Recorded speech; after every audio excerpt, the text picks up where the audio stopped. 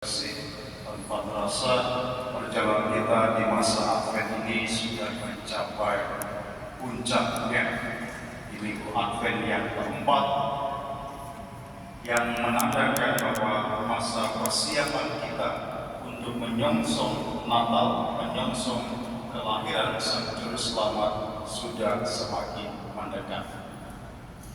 Pertanyaannya, sudah siap lahir batin?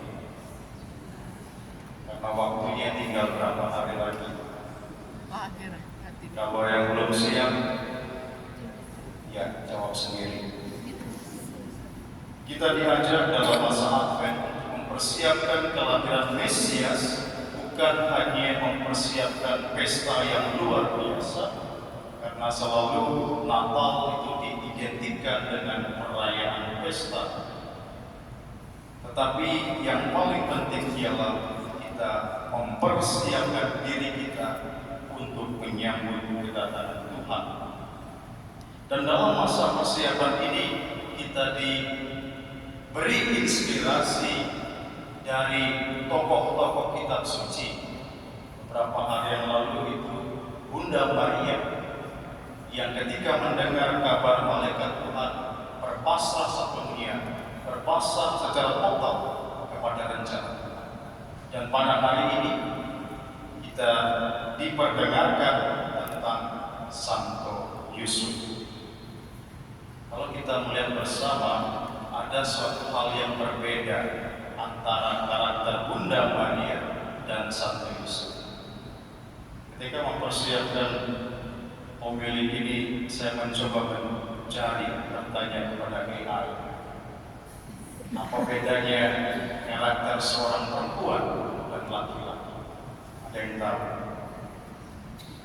Kebanyakan karakter yang paling mencolok dari seorang perempuan ialah terlalu banyak mengandalkan perasaan. Perempuan banyak mengandalkan perasaan. Dan itu juga yang dialami Bunda Maria. Ketika malaikat Tuhan datang dan mengatakan bahwa engkau akan mengandung, yang dia alami apa? Perasaan takut, perasaan cemas, dan juga bingung harus berbuat apa.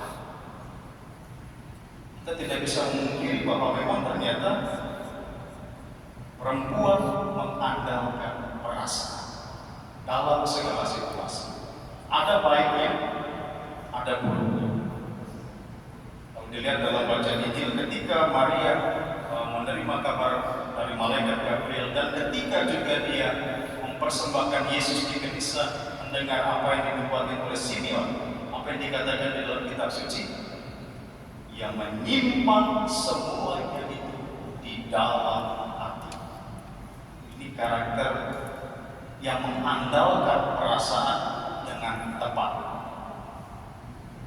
menyimpan semuanya di dalam hatinya. Kalau kita sekarang, kalau lagi marah bagaimana? Cerita. Yang banyak kali terjadi ketika lagi jengkel, marah, hati-hati kebanyakan perempuan, media sosial. Kenapa ya? Mungkin kesenggol sedikit dia maksudnya kurang ajar saya tadi senggol. Hal-hal kecil bukan disimpan di dalam hati, tapi disimpan di Facebook. Ini yang menjadi bahaya. Bagaimana dengan Santo Yusuf? Hampir mirip dengan Bunda Maria, tetapi juga menampilkan karakter seorang laki-laki. Santo Yusuf ketika mengetahui bahwa Maria mengandung, yang ia buat ialah berpikir ke depan dan mengambil keputusan. Ini karakter dari laki-laki, jarang mengandalkan perasaan, lebih mengandalkan rasio, akal budi berpikirnya, dan langsung memutuskan. Maka kebanyakan karakter laki-laki itu dalam mengambil keputusan lebih cepat dibandingkan perempuan. Tetapi ada salahnya juga.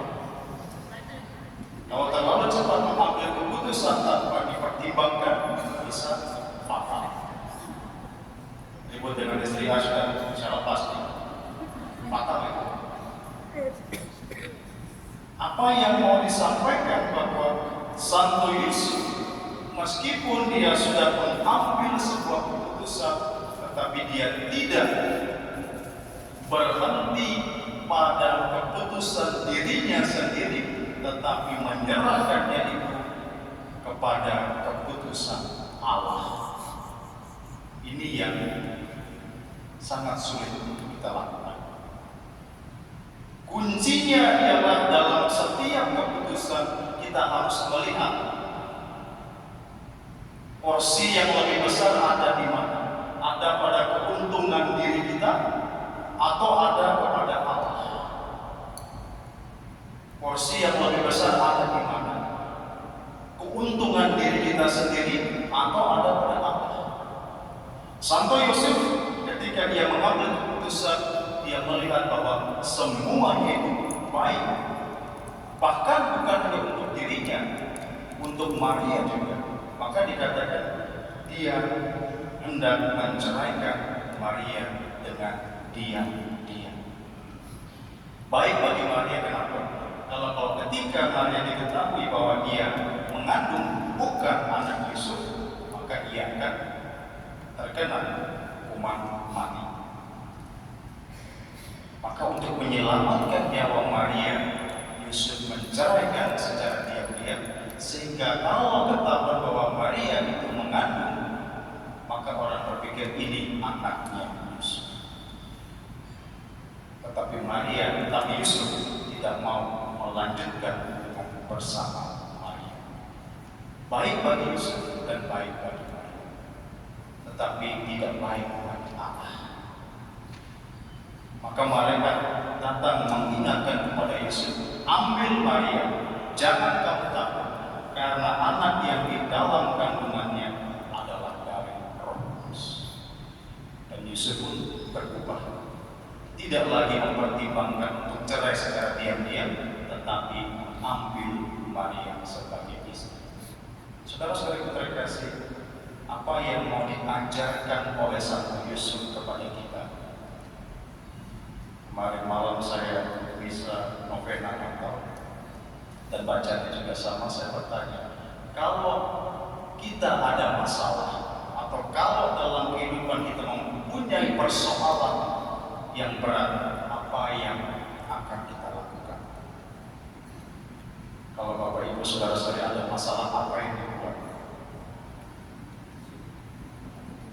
Apa yang dibuat? Semalam waktu bisa saya bertanya hal yang sama dan mereka mengatakan apa? Berdoa, bagus berdoa. Setelah berdoa, apa yang dibuat? Menangis, sama jawabannya. Mereka juga mengatakan menangis, no. Betul. Setelah menangis, apa yang dibuat? Ada yang bilang tidur dulu supaya tidak berpikir lagi. Bagus. Setelah bangun tidur, apa yang dibuat?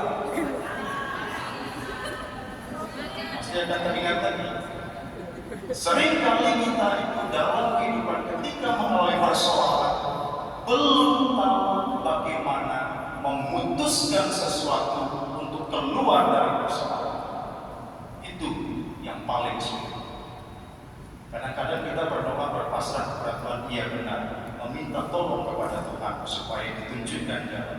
Tetapi yang membuat keputusan siapa? Kita.